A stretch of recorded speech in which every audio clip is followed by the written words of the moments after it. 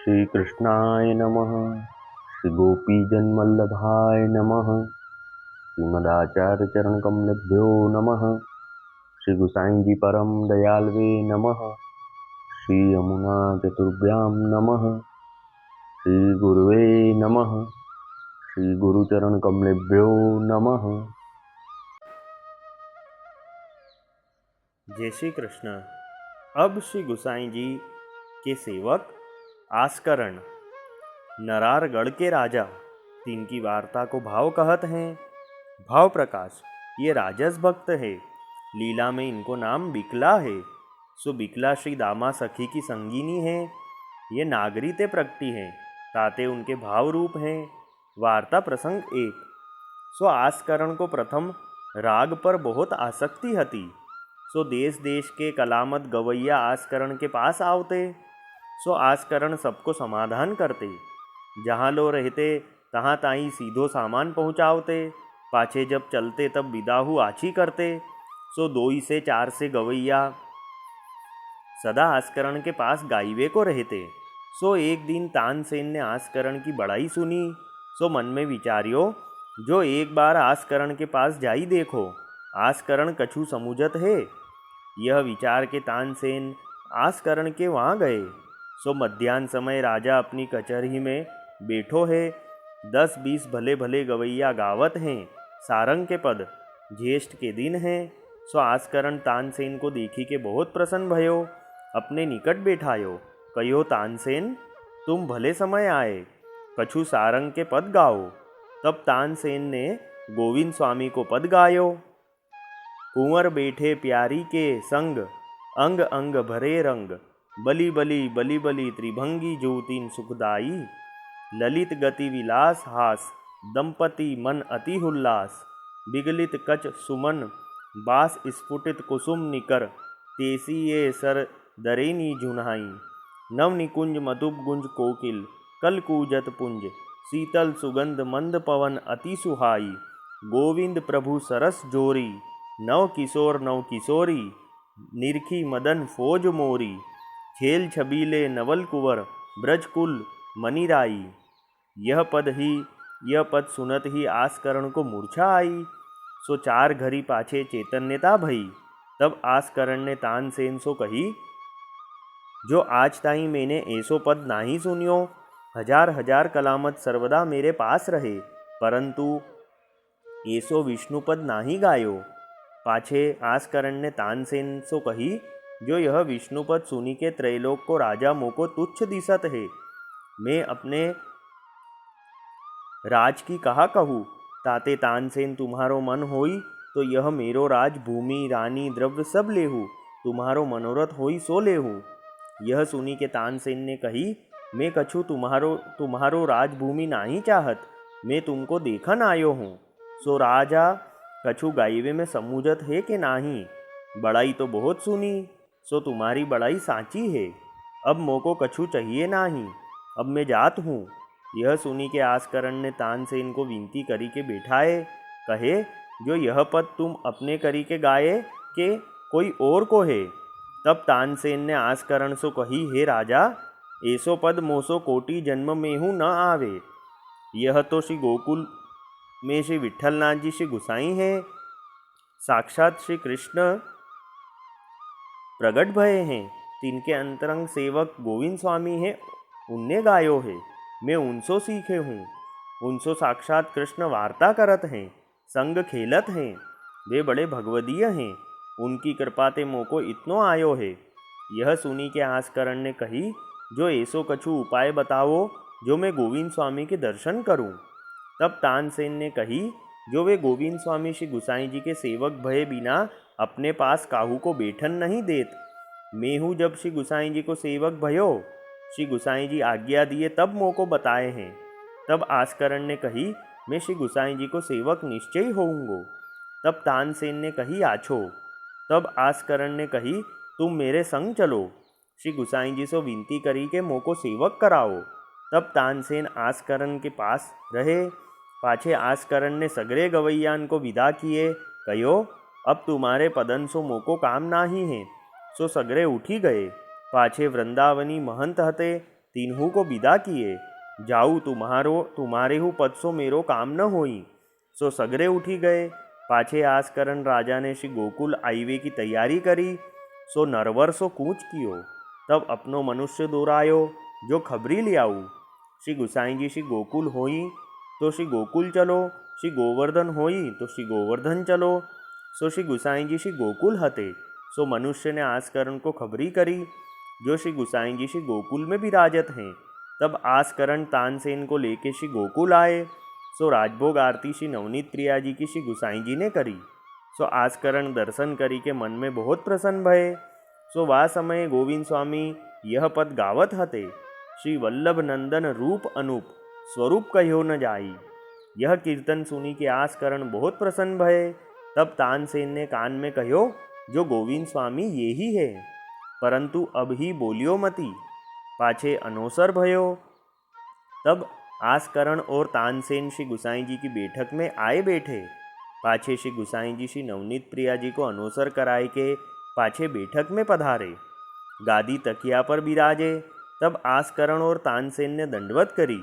पाछे तानसेन ने विनती श्री गुसाई जी सो करी जो महाराजाधिराज आसकरण आए हैं, नाम पाईवे की विनती करत हैं। पाछे आसकरण ने साष्टांग दंडवत करी के विनती करी जो महाराज जब ते जन्म्यो हूँ तब ते सदा पाप आचरण किए हूँ, कभू भलो का कर्म नाही कियो। राज पाछे नरक शास्त्र में कहे हैं। सो सुनी के बहुत भय पाए आपकी शरण आयो हूँ। मोको दीन जानी के अपनी शरणी राखियो। मैं राजमद में कभू कछु साधन नाही किए हैं। सो अब मेरी रक्षा करो। यह सुनी के श्री गुसाई जी को करुणा आई। तब श्री गुसाई जी श्रीमुख सो आज्ञा किए जो आसकरण कछु चिंता मती करो, प्रभु बड़े हैं, सब आछी करेंगे, धीरज राखो। जाई के श्री यमुना जी में नहाय आओ। तब आसकरण प्रसन्न होई के श्री यमुना जी में नहाइवे गए। नहाय के अपरस में आए। तब श्री गुसाई जी ने नाम सुनायो। तब आसकरण की निर्मल बुद्धि होई गई। तब आसकरण ने श्री गुसाई जी से विनती करी जो महाराज ब्रह्म संबंध कराइए। तब श्री गुसाई जी ने कही तुम आज व्रत करो, राजकाज बहुत कियो है, सो काली तुमको ब्रह्म संबंध करावेंगे। तब आसकरण दंडवत करी के व्रत कियो। पाछे दूसरे दिन राजभोग सरे पाछे श्री गुसाई जी आसकरण को श्री नवनीत प्रिया जी के आगे समर्पण कराए। तुलसी श्री नवनीत प्रिया जी के चरणार विंद पर समर्पी। ता समय आसकरण को लीला सहित दर्शन भये। सो आसकरण ने यह पद राग सारंग में गायो। जय श्री विठ्ठल नाथ कृपाल, कली के महापतित अघरासी, अपने करी के किए निहाल, पुरुषोत्तम निज कर ले, दीने ऐसे दानी महादयाल, आसकरण को अपनो करी के, पुष्टि प्रमय बचन प्रतिपाल। यह कीर्तन सुनी के श्री गुसाई जी बहुत प्रसन्न भये। पाछे राजभोग आरती श्री नवनीत प्रिया जी की श्री गुसाई जी करी के पाछे अनोसर कराए के श्री गुसाई जी अपनी बैठक में पधारे। तब तानसेन ने श्री गुसाई जी से विनती करी जो महाराज आसकरण गोविंद स्वामी के कीर्तन सुनी के एक कीर्तन के प्रभाव ते शरण आए हैं। तब श्री गुसाई जी कहे जो गोविंद स्वामी ऐसे ही भगवदीय हैं, इनके कीर्तन एक हु जो कोई धारण करे ताको निश्चय कल्याण होई। यह सुनी के आसकरण ने विनती करी महाराज गोविंद स्वामी मोको राजा जानी के मोसो बोलत नाही, सो आपू कृपा करी के इनको आज्ञा देऊ तो कछु गावनो मैं हूँ सीखूँ।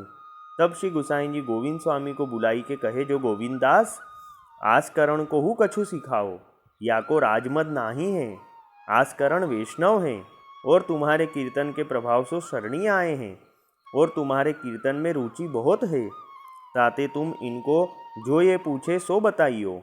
तब गोविंद स्वामी ने कही जो महाराजाधिराज आप जब जीव को शरणी लियो चाहत हो तब अनेक उपाय करी लेत हो, सो मेरो नाम क्यों लेत हो। भाव प्रकाश यह कही यही जतायो जो मैं तो आपको दास हूँ, ताते यह प्रभाव सब आप ही को है और मेरे कीर्तन में यह आसकरण कहाँ समझेगो। परी भली अब आप आज्ञा किए हो सो कछुक बताऊंगो। तब श्री गुसाई जी कहे तुम्हारे कछुक हु बताइवे में याको काम हो ही जाएगो। पाछे आसकरण और गोविंद स्वामी और तानसेन ये तीनों जने रमन रेती जाते। तहाँ गोविंद स्वामी ने आस्करण को लीला को क्रम और प्रातःकाल ते सेन पर्यंत और बरस दिन के उत्सव को प्रकार बतायो। सो 1 महीना लो गोविंद स्वामी ने बतायो। पाछे गोविंद स्वामी ने आस्करण सो कहो, जो अब तुम भगवत सेवा करो। तब आस्करण ने गोविंद स्वामी को नमस्कार करी के कहो, जो यह सब जो कछु मोको प्राप्त भयो सो तुम्हारी कृपा ते, ताते अब तुम जो कछु आज्ञा करो सो मोको कर्तव्य है। ऐसे बहुत प्रशंसा करी आस्करण और तानसेन श्री गुसाई जी के पास चले। तब तानसेन ने आस्करण सो कही, जो गोविंद स्वामी ने सगरे कीर्तन को प्रकार बताए सो मोको खबर न परी। तब आस्करण ने कही, जो गोविंद स्वामी बड़े भगवदीय हैं, सो ये जाको विचारी के जितनो दान करे तिनको तितनो होई, या में हमारी तुम्हारी चले नाही। पाछे आस्करण और तानसेन श्री गुसाई जी की बैठक में आए, दंडवत श्री गुसाई जी को किए।